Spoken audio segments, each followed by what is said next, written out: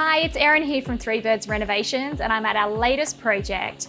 And today I want to have a chat to you about types of paint. Now, I know it's often really confusing to work out what type of paint goes on what surface, so let's go through what we've used in this project. On all of the exterior walls, we've used Dulux Weathershield, which has been specifically designed to provide a tough, hard-wearing finish that gives protection from all weather conditions. It's formulated with MaxiFlex technology to expand and contract with the surface. Plus, Dulux guarantees Weathershield won't peel, flake, or blister for as long as you live in your home. And the great thing is that you don't have to undercoat when you use Dulux Weathershield. We've simply applied 2 coats here and the finish looks great. So let's head inside next.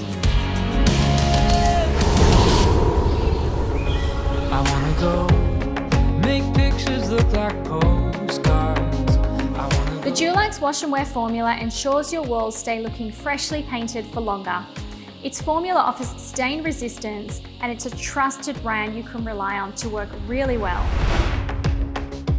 So for the internal woodwork of this home, we've gone with the Dulux semi-gloss. Now we prefer that kind of matte looking finish. It is just our personal preference.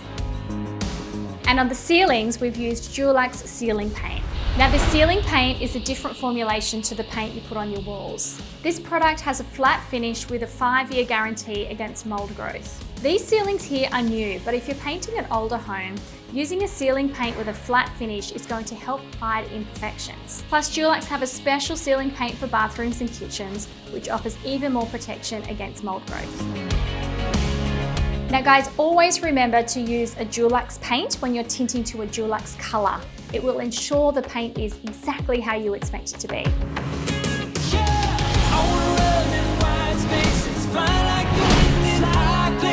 If you want to learn more about which paint type is right for the surfaces in your home, head to the Dulux website.